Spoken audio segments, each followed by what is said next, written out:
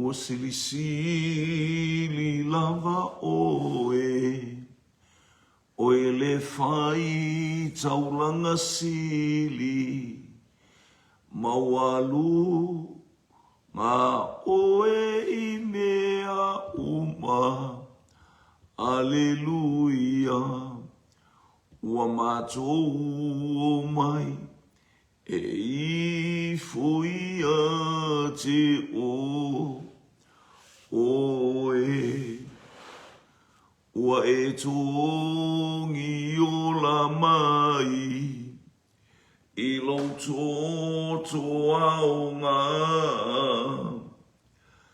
le taula, ngā ua uma ona e whai, aleluia, o le whai taula, ngā oe na maliua, ai.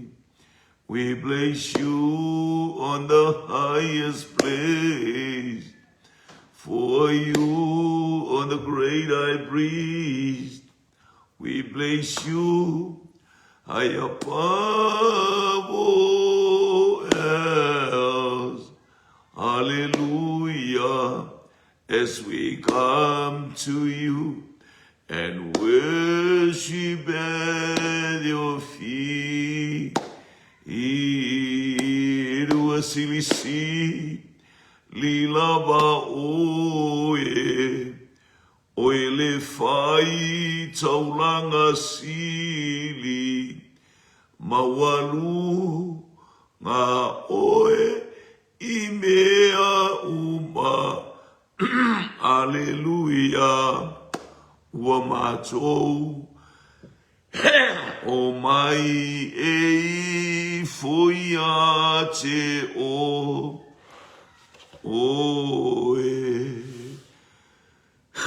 Hallelujah, hallelujah, hallelujah, hallelujah, hallelujah. La e oi le vi inga pale oi le vi inga.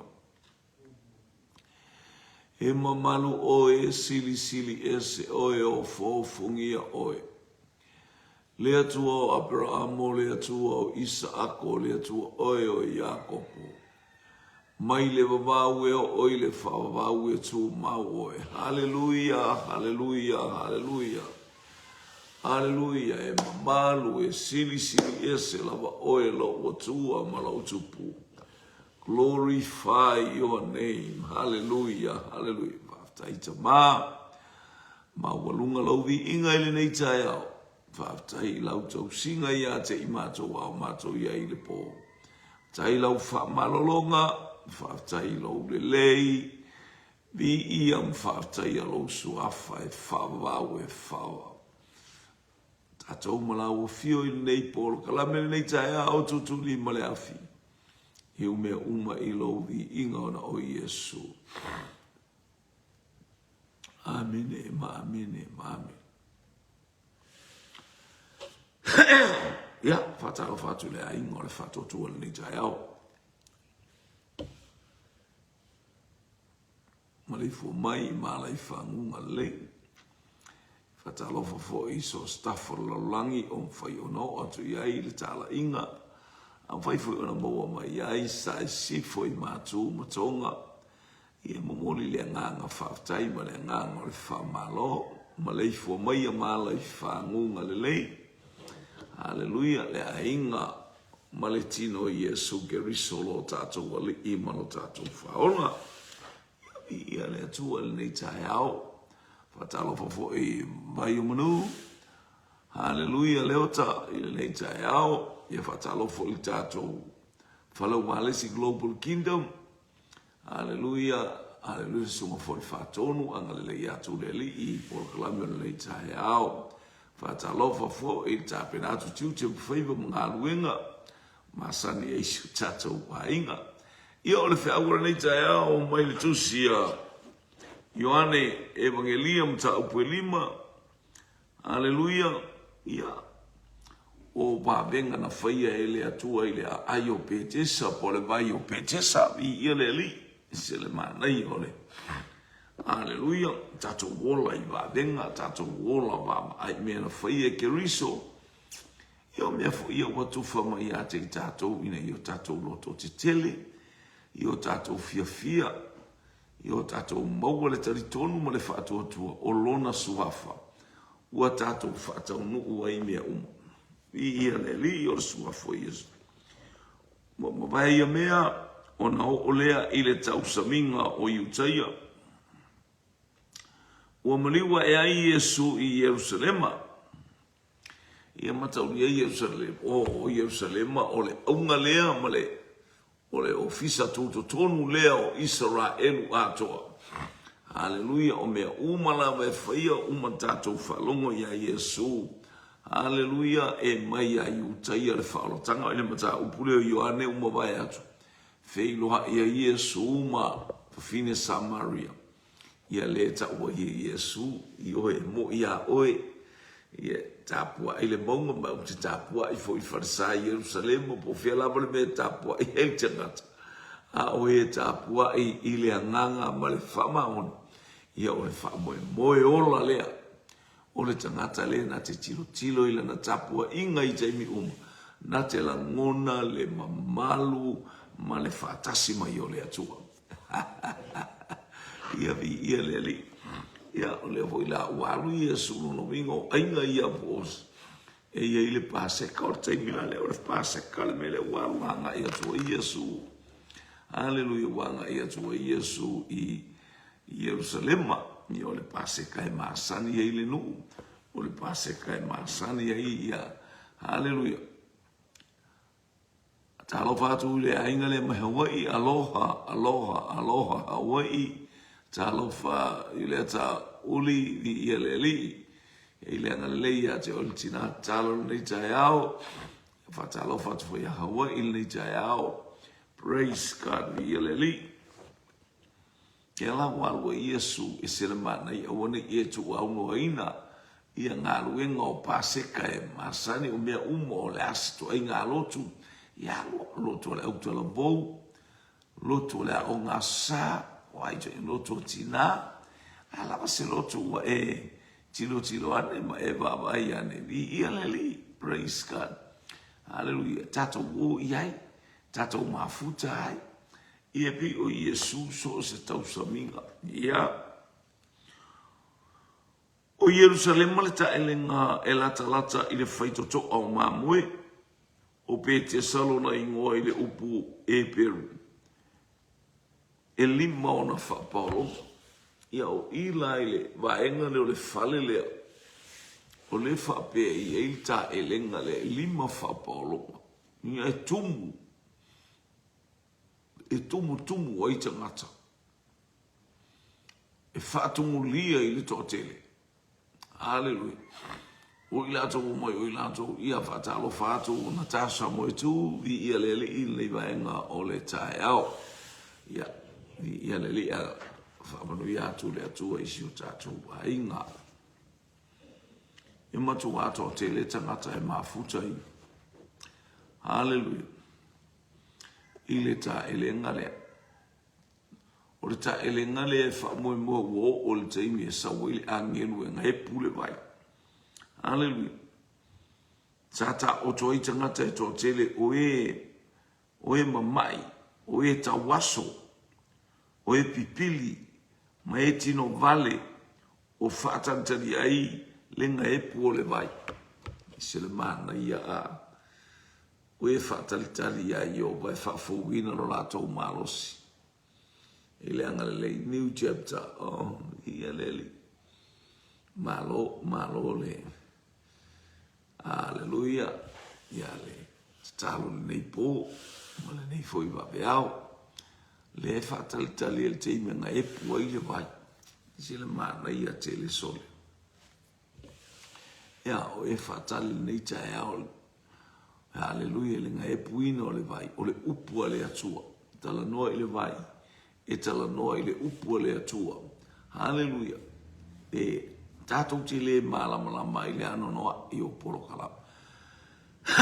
O I o le atua. Mo ia wha polo kalmeina mea uma. ina ia e sila ma o tilo i le lale lei ma le mata ngofia o le atua i teimi umala. Mo i tana e saule angelu e ngai pule vailea. Whaatali te lei tangata tawaso o e pipili o e mai tino vale ma le anono a i o mai. Se mea e ofo ai e tasi le vai e malolo umai a. Totua ne lau sila ma lau tanga i tasi le vai. Aleluia. Nā le fue sina e malolo umai a nei mai. Pēwa vai o le ata o le upu a le atua. Patalo wātu i lo wainga mai le laumua Wellington ia whaso solo foi le malulu ia ala ia I whangunga le lei. Mama lei fua mai lau sunga le o poa lau sunga le whaia onga.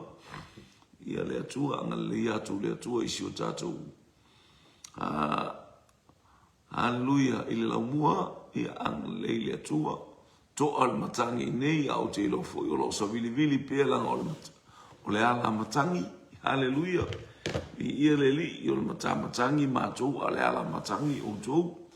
Ia vi ia le li, whatalo whātou i le whatasi mai le nei tae a whamanuia le atua. Le tala noa i le tasi o le vai. Ai malolo umani mau mai pipili. Hallelujah. Mai tino vale, mai tau aso, mai ngungu, mai le pela, o ai tu o inga mai, sa whātari tali e ita ngata mamai. Hallelujah, isea, whātari tali teimi nga e poe, ia e sau nei tae au ma o sau ma tau mai a tae loa, e iei mai whapitoa ia te taua. O lo ia ini mai, o nisi mai tate le ilo ina. O nisi mai, hallelujah, o lo tai lo ina la. A ua tai loa, o le fofolea, o le mai, o le upua le atua. Hallelujah, mo oe moa uma so setas. O whatalitale le nei tae au, mo tiuti ma whaiva mga luenga, o a onga le whanau, tonu foi o a inga. Hallelujah, tātou te whātari tali ai. Hallelujah, tātou whamolongo i le upua le atua e pe o le nei tae au. Whesoa soani mai lo vai, whesoa soani atu I a te oe. Whesoa soani I a te I tātou I mea uma o le a tātou whasanga I e le nei tae au. Whai mai e saule angelu ngā e pule vai. Ia vi ia le atua. Awa ao o I ona aso ona alwatu I le o le angelu I le tā elenga. Ma whaanga e pū le vai, ile o le mua ifo, ina o ngā e pū le vai, ua mālolo ai o ia, I lona mai, na mai ai. E sele mānai o le vai, o lona winga e te tūi lo whaatu atu, o le ata le o le ngā e pū o lo tātou whaatu atu. O le ngā e pū o le vai, o le ste ina le o tātou loto ma o tātou wāmai. Hallelujah, ma le whaamawalano I o tātou mai ma le loto whaamawalano. O ama I uma o ia te I tātou whātua tua I le nei tae au e whaamalolo I le suafo I Iesu gele. Maisi o tātou loto, o tātou mawhau. Hallelujah, fisowa ino no tiuti mo whaiva I lea taimi ma lea taimi a ia e whātua tua. O le ngā epu o le mai, o le ata o le tātou whaita wina, o le upu o le atua, o le vai manino, o le vai o le ola, o le vai na saunia I Iesu Keriso, ina ia e soifua ia o wolai. E le wanga e pule vai. O mai umala o la le tu ainga mai leanga o mea whaleanga. Hane tātou se ino ngai ave sa o ale vai la tō ui le fuala au e whtau ma le mai. A o I tātou te tae ele whaleanga ngai. Ina I o tātou malolo, I o tātou maua se taunu unga māta ngofie, o le aso mo fuafuanga.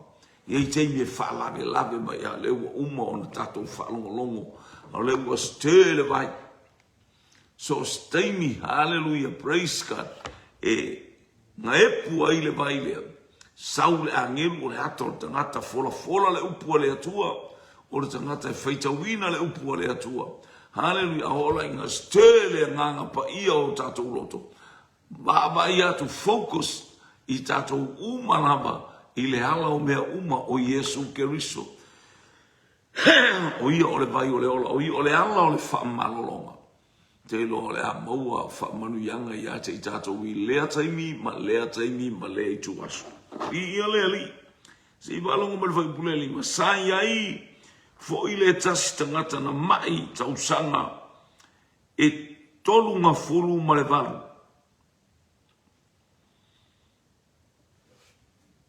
Or kelengi a kausanga o mai ni kakaha. Olus fulu walu tausanga o mai. Ma tau le asore lea e. Ngai pua i le vai. La sapati. Te lo tate tau ia i le whai ungora. O sisilatu Iesu i ate ia. O ta oto. O sila fia foi. Ua loa ona ia te ia o le maa. O fetala ia tu ia te ia ete fia maloloi. Ua tali mai foi. Ia te ia le na le maa. Te li i. Ele ai lava stangata nate. Tu ina i fuau. Ile ta elenga. Ve anga e pule vai. Alu i fuau. E mua i fo le tasi i atea. I aleli. Pe i e fōringa mai tali lea pe se tali. Pe se tali o le fau tali lea. Pe o se tali e le mana. I alea tali. O i a whai alua e. A whai alua e le vai of. Koro se furu walu kausanga. Ina mai ailo na o langa o. O risi fe aure le mumoli mai e unor tato uola wha lango i le stangata. E mana ia i runga o le atu uola tangata e whai tangata mona lima tamata. O ia bea oi le vai o lai fio umakangaka le vai. Tato tilo ia. E nau tangata le anga o le tala anga o le vai. O le tangata e mua e iai. Malolo. E fia mua tangata. E whawhela ta oto i ima. Hallelujah. E whawhela ta oto i. O le ana sau lato a inga. Le wona i loa le asoe. E nga e pua i le vai po le man whalata mai i. I le teimi maasani o le vai. Ia mono usila fiora sa pati le e. Nga e pua i le vai. O e se sila ia i ele malolo se tau singo sapati. Ao e whalongolongo mai, ma e tā mafuta i nei tau, e le wha malolo ina o i sau tau singo se sapati. O le sapati. Ai o mai atangata, o mai le sapati le, o mai kurioso o malolo, o le te tintilo i, hao kam se malolo, alingi ea kausi nei sapaki.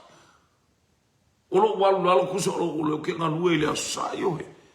Ole musu e oso. Hallelujah. O le tui i le au tu o le whaamarolonga.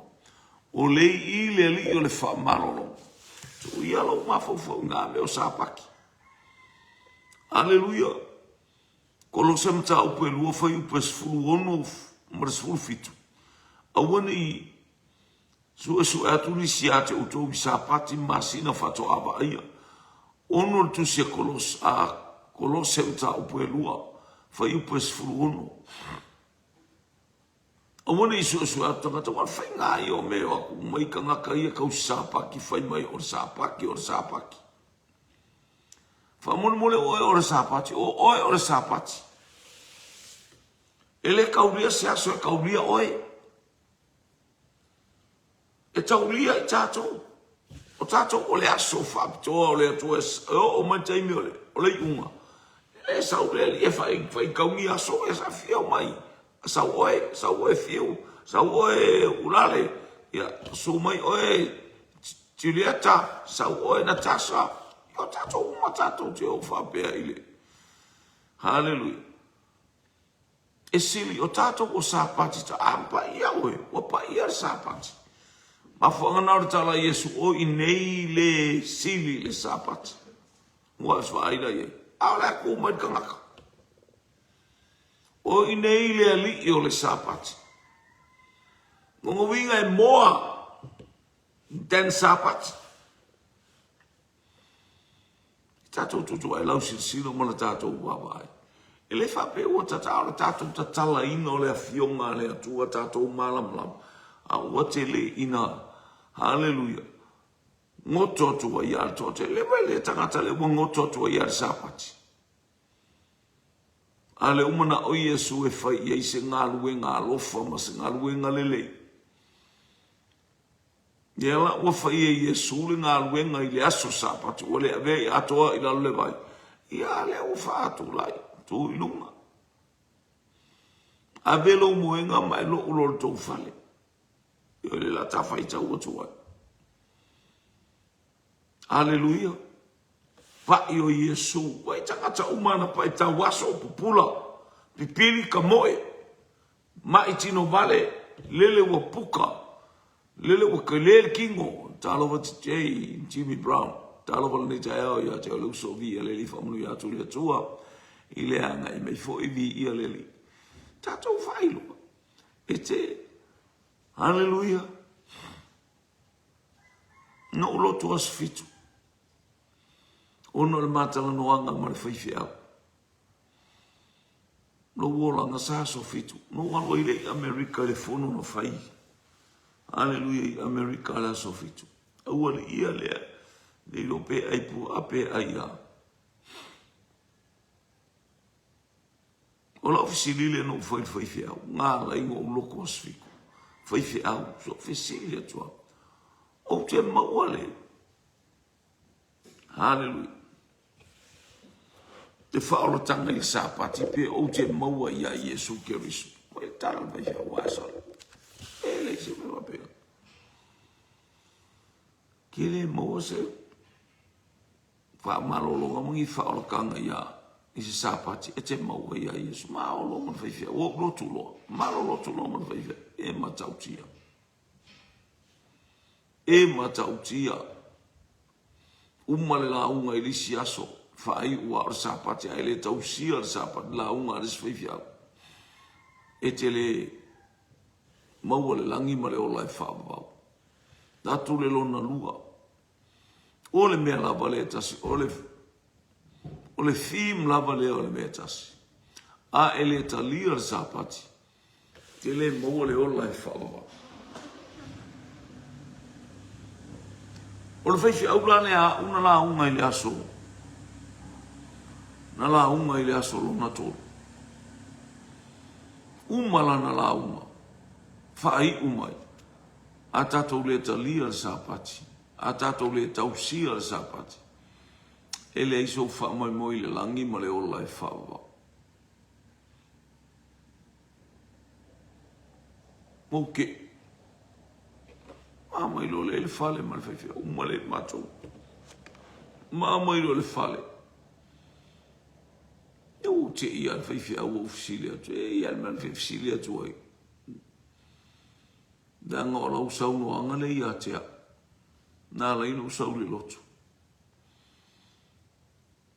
Pe au te maua le ola e whaavavau. I le sapati. Pe au te maua ia Yesu. A o lau sau no anga. E le se me maua i sapaki o Yesu. Ia le ua e sau no mai nei o walef. Wa la unga mai nei o lau mori mau le u halu i lungo le. Ne o so mai whaiwhi saan le ia o e uso fiu. Saan le ia o e. E te la unga whai aumantu a lau talan whai mai ia tea. Hallelujah. Ai pai langa le fim. Langa le fim le ole. Ole au tū le ole. Ole fontanga. E tauna au. Au sao ia. Io e tauna na e ui mai sistala e whapea mai. E a sapati, ale wai fai mai au le mo sa te sau al mele no fatu e te o nei te mi e tele na e no tala no atu ai no vinga se o mau men e fai mai ia te awa le ua e ua no fone fai fi au le Amerika la foi non torua. Hallelujah. Bo fia bo wai non torua i Amerika. Ale no mano walu e se le asolea. O wala au lo utua fini e saunga te watu. E no foi uta. Mafu angale lo u. Hallelujah. Uwa i el whaoro tanga le atu. Ufa. Kere i koe fo i mai ia. Te fo i mai nei Samoa. Tofu ma le tāpale, tofu ma le alme mana ia na. Pau ane le mena usauma o le whaoro tanga le atu. Ona fo i mai mau i Amerika. Wa matua mautu. Hallelujah. Lo uwa ma i atu. Kua se sele mea ma uaruai. O manatu o tangata. O le poto o le tangata. Hallelujah. I aleli. No ingo le vi ingo o le tangata le mea lea. Au te whaftai i lea tua i langa me kofu mara ka avare ka uma mako wo. Mai lako ili afi. Wā lako mea kelenga mai Amerika. Mai lako containers. Hallelujah. Fo i fua mai a ue au moma se mea whapena. Pau alo le mena usau nano sa wau tāla ilo. Ngofo. No walu o was fitua au fo i me wau tāla. Walu a ia uia tāla. Le suwafa o Yesu Keriso. Le na whaasa o loto mai a te au mai a tutu i le fu o le manu malo. Sunu i le ala fale o le tala le leitu tonu o lo loto. Ia lele. Ya le umu ma le tatou porkala me le tai au. Hallelujah. Lo tama le tau singa o na sapati le tau sete le o la sapati. Fatalo watu i lau sunga le whaifi au. Fatalo watu i lau sunga. Tito nuiwa vi le tai au. Whamuni atu le atua a o iai. Fo i lunga le tai au. Ma ule malosi ma le whamaralonga i lau sunga. O le aso le au sapati. Si vai tele o nei tausanga o tausit sapati e au noa. Wa leva na fia malo lo. Wa leva na le baba ia. So le mea kongu le ngare vai ko ala e ola kangaka hola kaka o maia kangaka mamai. Kurioso le vai o. Kurioso le kai melu ese. Ala ka kula e o tangata malo lo. Ale kausi ale ngei sapaki kele le o tangata. Ma aine le tausinga o le sapati au le ola le anga i o tangata. Ola le whapa ia ina ia. Lo ainga o oe o le sapati. O oe o le sapati. Pa ia oe. Pa ia mea umo. Le ale aso e te ia leli. Te leilo pole. E tu sa aso uma i lunga o le atua. Neo whailo i atua. Le anga o oe o le aso o whaptoa o leli. O oe o le aso o whaptoa. I oe. Ni ia leli. E te iloa mea uma mai mea nata ngō fie ma le au le lei tilo i whamuni anga a le atu. I oe. A o lele ai vali yangoa i lunga le vai torus furu walu tausanga. O le mea e o fwai o le lea o ina. Ma le nei tali ua whai a Yesu e le ai seisi na te mai la tato wa i tangata tau sapati e pepelo. E ola pepelo e ola fata milo solo e tau fai au mai se mea ufi ai tolu se furu walu ta oto ai watu tangata o pe ya lato farsa ta oto o mata ai o e vai la tangata tau sapati na al mata ala na me fai o mata matanga me na fai America i le atai at fata i le atu na o lato su e lato ta vale a wanu o mata i mo ke le alo se lo o maka i TV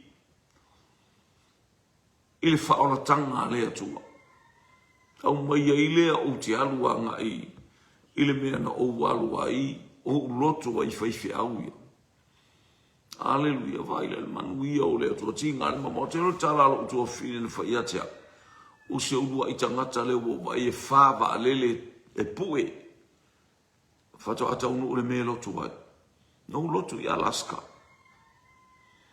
Mo no foi ia. Ia le ia sau watu le ala i le mano le toto i Yesu. Brother. Anga le lei ile anga le lei o le atua ia te o ilungo le ala. Sau watu le toto le toma i mamoe. Hallelujah ia po e anga i fo i ngā luenga wale uwa atua e toe whai ngā luenga ma ia le. Se le o le atua. Ele o ino le tangata. Ele o ino. Ele vai atu le watu tangata ele. Tuli o soma. Mamalolo. Ala e no fufama ele ai se ave o ia bea oi. Ele ai se ave oi faro tanga. Na lo tino malo wa ai haleluya o lo loto e kolo. Falata ile ali falata mai le o le ali fa manuia oi. Na lu ngalo falo foi Yesu.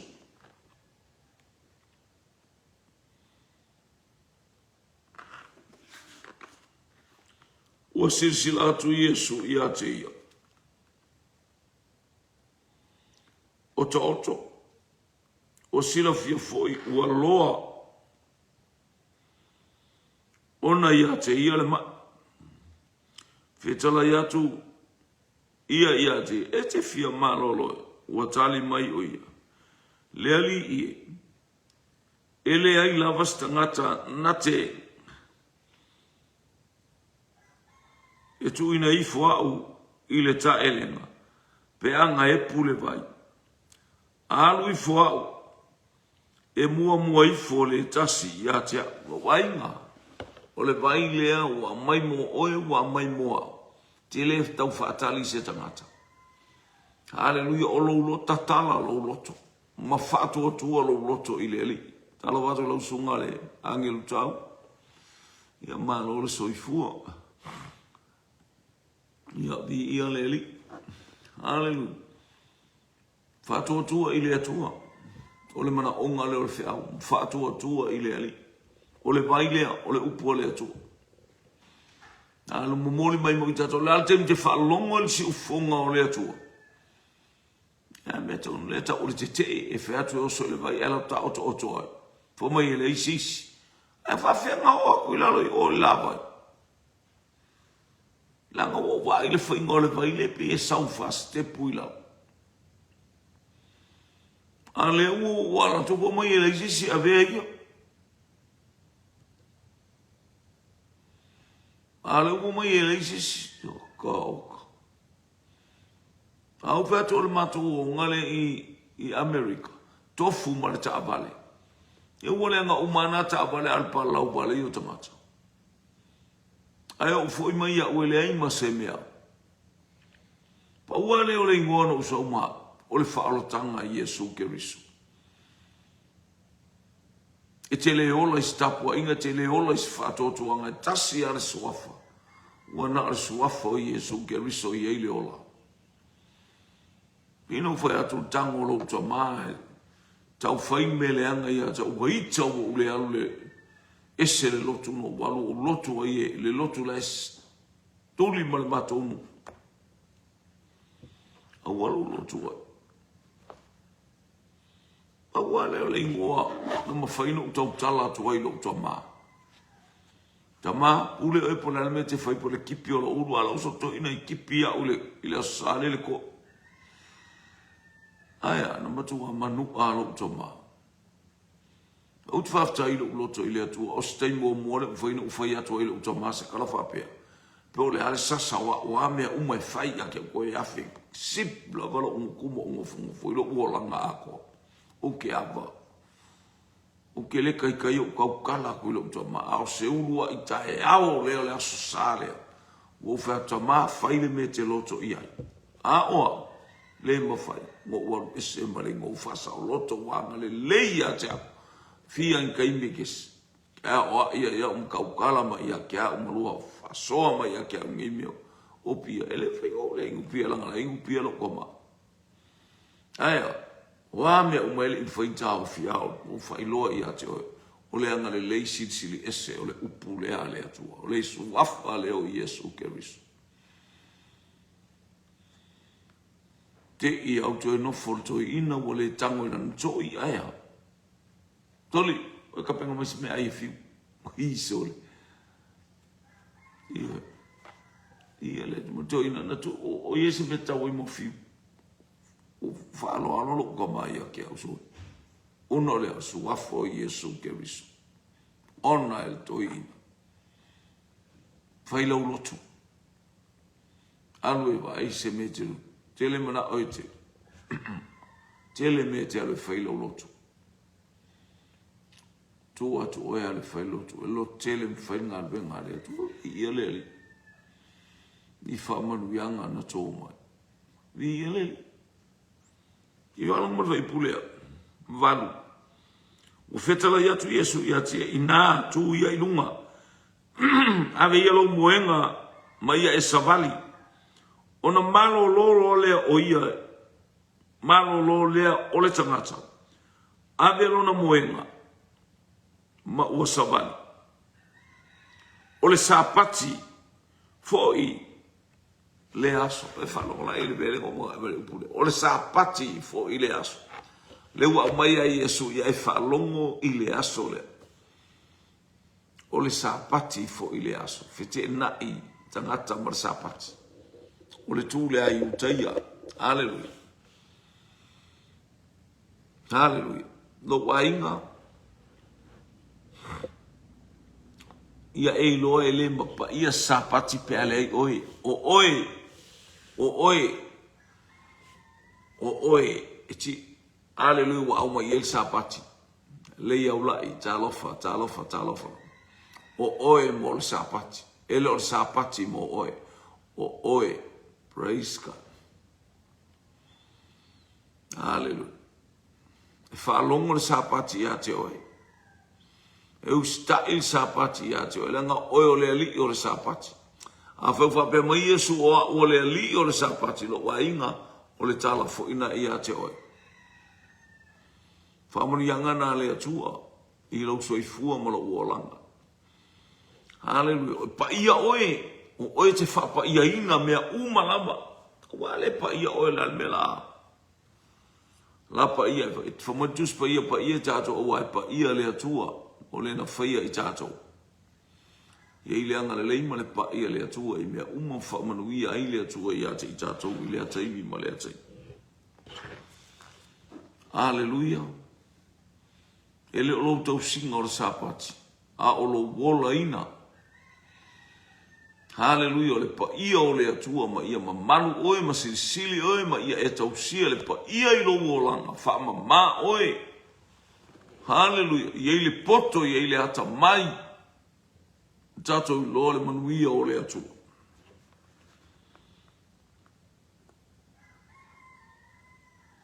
O le sapati fo ili ni. E sa ona ave ai se moena. Ua tali atu o ia i ate i lato. I walonga mai whai upule asfuru. O le mea lea na whai mai ai utaia i le tangata. Na wha maroloina. O le sa pati le nei. E sa ona e ave ai lo moenga. E wele lo walanga mai. Waiwa e kausinga e kangaka ia. Vai me ia tausi. Aleluia. Ioi. Narki kilo apo ila le alu. Ai ana au seito ma me na fa sa pati tausi me va be nga fa sala. Ioi. Au nga luenga la tau te whaia. E whalongola. E whaia nga tau perito menga i le sa.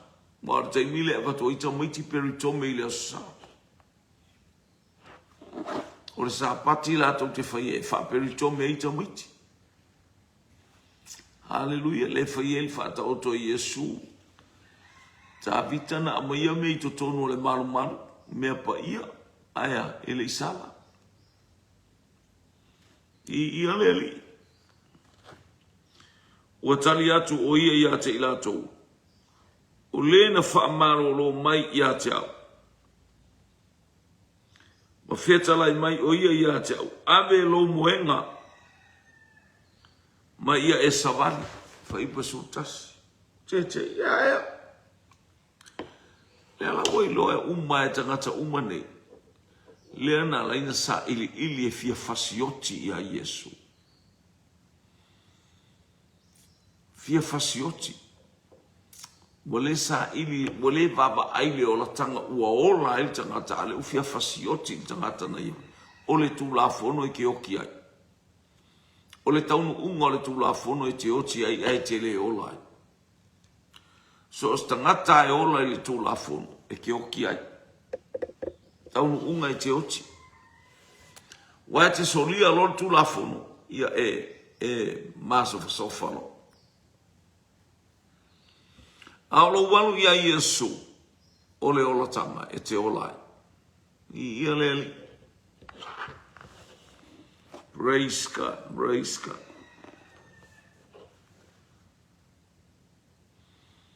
Ona fasili mai lea o ila tau ia te oi e le tangata na whai atu ia te amelo moenga ma ia savani. Aele I loa e le na wha amaloloina. Po ai awa na maliu ese le mu Yesu awana iai le motu o tangata I lea mea. Oi ka whaki ake oi ke whaia lea mea o lau saumalo. O le mea o whaiva atu o malolo. Leva atu o malolo a po alako me ia kausi. La kausi ale oki. E saum tangata o whaamanuia ia I le atua. A o la lea. O a mailau samaringa le nita ea e tangu tā pena mole mo ngā luenga tutu mwhaiva le nita ea. Alu malolo. Hallelujah. Whaamalolo le tino le mafau fau malou manganga. I le upua le atua. Tā ele I le vaile le tā ea nei. Tā ele I tā elenga I pētesa le tā ea nei. O le upua le atua. That is the tā elenga I pētesa o le upua le atua. Malolo ai tino le mafu faunga le nganga. Ele I fesilingia waile ai mastaso lai lato te iloa mea uma le watu tupu I totono I uta ia. Ua tala ina le tala o le ola. Ua tala ina le fe awa le atua ele ufaino lato fatino ina ese le awala le lato te fatino ina. Na o le tausinga o le tūlafonu. A o mea oti. Le ngate na umai o le sapati na whai ai, ua o lato winga lea, tausi le sapati, ai lato te le tausia se me o lai se tangata. Leo tausa ili mai tangata, tausa ili pepelo, aua umana lato iloa, ele ai fo I se o Yesu. A me o savali mai, a nei wha ilonga o winga es, ufa mai Yesu na o les a fio mai le langi, na o lea tua I le langi na te mawhaia ia mea. Ai a whautou wa ai wa whaia le atali o le tangata.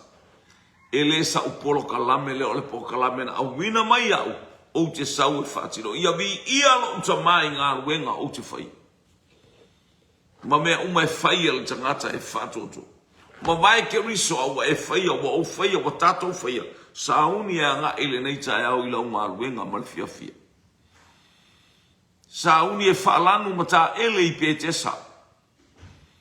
Hallelujah. Ole upua le atua. Whaalongo ai male manino. Whaalongo ai male totoa. Whaalongo male ioe o lo loto ma lo utali tonu. Hallelujah. Ole ola. Ta ele ia e ola I le nei tae au. Ola lo mafau fau ola lo loto. O ani mea fevesia I ai oe. Ia matuati neia I le ta elenga I pētesa I le upua le atua. Fia fia I le nei tae au. Pamunu ia lea tua ia te oile nei tae au. No wanga ia tu. Tiu te mawhaiva mangaru en. Praise God. Ua mawai ia mea, ua sila fia o ia. E Yesu ile malu malu. Ona whetalai atua ilea o ia whauta. Ua e manolo. Oe. Aua e te toeanga sala. Ne io atu ia te oe se leanga e sili ile na. Manfai upule sumale ono. Tulima. Walu atu le tangata. O whaino atu. I tangata I uta ia. O Yesu na whaamalolo ia te ia. O le mea lea na sawa whasawa I uta ia. Ia Yesu. ua saʻili foʻi e fasioti iā te ia aua ua ia fai nei mea i le sapati ia kako vaila ia o le ua toe latu Iesu i le sapati ai fitau i malagakama lea te ole ale mea kupu ua e malolo ia saulua e ara si alu lona tagata musole le aua i lona kagaka o Iesu lenga whamarolo ia tea o e whaalongolaʻi ai sa latou iloa a le ua magaʻo e kaʻuka le ua kaʻuakili ai le ika a eni moana talofa afoa eni afoa talofa ua waila ua akili aiga ika ua akili aiga faalili ua akili aiga masofasofa o lakou olaga ina ua taʻu atu o le tagata igoa ia Iesu galako iloa o Iesu wae le isesi e mafaifaisi galuega faapeaga o Iesu lakou ke le mafai o fai feʻau i lakou o auauna i latou a le atua latou te o mafaʻi loto o auauna a le atua i latou a le ua lakou ke le mafaifaisi faamalologa lou aiga faafetai i le atua o tuuina mai iā te oe le pule ma le mana te soli ai galuega faasalameia le o loo le agagata ma akarama faafio Iesu i lou loto faafio Iesu i o tatou loto i o tatou vaai le mamalu ma le matagofio lo tatou atua e ala ia Iesu Keriso ia via le alii ua ga'alakiga o le loko a le o le mafuaaga lea ua saʻili ai utaia e faaleaga ma faasauā fia fasioti iā Iesu e leʻi ai iā se avanoa faaloga mea ia Iesu Keriso e leʻi o'o i le taimi o le alii faamulia mai le atua iā te oe lenei taeao lau savaliga i le galuega mea uma e tei ai tau ave le vai le te taele ai taimi uma o afita o afaigatā oso i le vai lea haleluia tatala lou loto ga e pule vai o le upu a le atua taele ai le mataʻu haleluia ma le migao i le ama haleluia le suafa o Iesu Keriso o lo tatou aliʻi ma lo tatou faaola paua lea o le suafa o le upu ola lea le atua liutino tagata ina ia manuia i tatou haleluia faamulia le atua i le aiga o le faatuatua ma le tino o Keriso i lenei taeao aga lelei atu le atua mo oe moaʻu ma so se tasi tiu te mawhaiwa mangaluenga uli masao mea uma i le whaatasi mai o lo tatou tapa au oilelangi vi ia le suafa o le atua tama le atua le alo le atua le nganga pa ia ona o Iesu whaataita mai lau upu vi ia oile nei tae au haleluia mātou te talo whaamanu ia utangata i upenga ta whailangi haleluia ai fo i latou o whalongolongolo ainga mai peresepa o atu i tiperia ia i lau whaamanu ianga ona o Iesu amen e amen. To God be the glory forever and ever. Amen. Taras fulu awina tu tatou polo kalame masani ai maino e mamao leala ona o Iesu amen.